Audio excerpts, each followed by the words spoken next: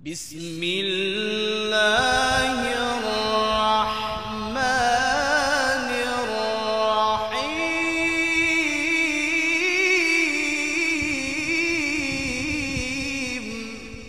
إنا أنزلناه في ليلة القدر وما أدراك ما ليلة القدر ليلة القدر خير من ألف شهر ভালো আছেন। মাহে রমজান সিয়াম সাধনার মাধ্যমে কাটতেছে আমাদের রমজান মাস। আমরা দেখতে দেখতে রমজানের প্রায় 20টা রমজান আমরা ইতিমধ্যে শেষ করেছি। আমরা শেষ দশকে পা রেখেছি।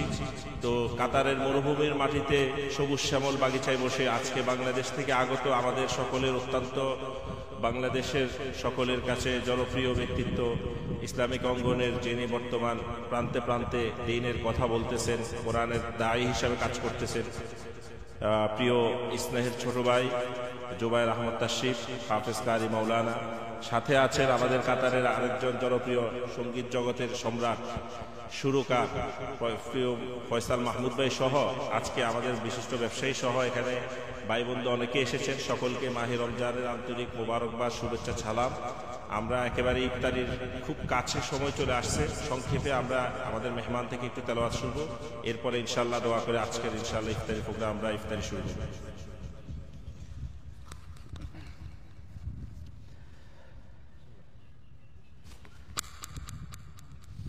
أعوذ بالله من الشيطان الرجيم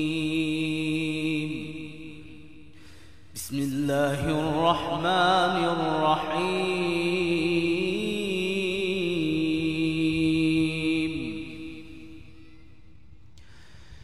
إنا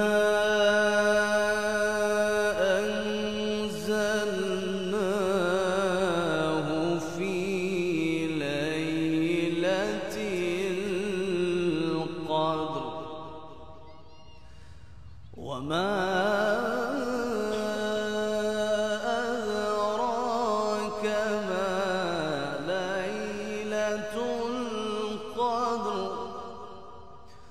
ليلة القدر خير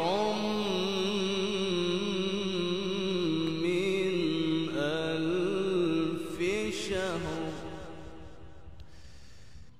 بسم الله الرحمن الرحيم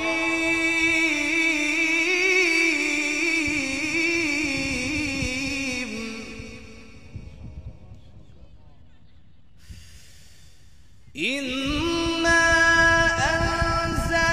أنزلناه في ليلة القدر وما أدراك ما ليلة القدر ليلة القدر خير من ألف شهر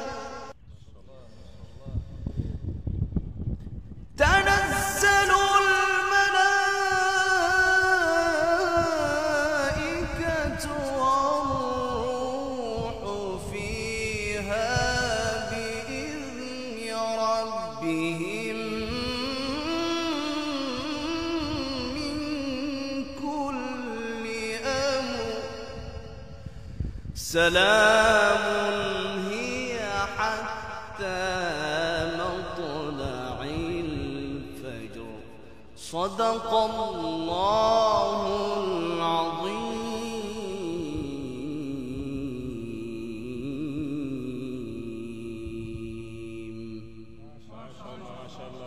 অসংখ্য শুকরিয়া,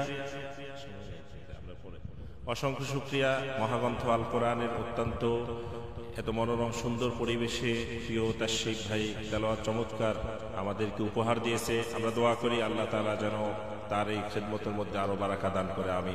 আমরা অল্প সময়ের জন্য আমরা দোয়াতে যাচ্ছি।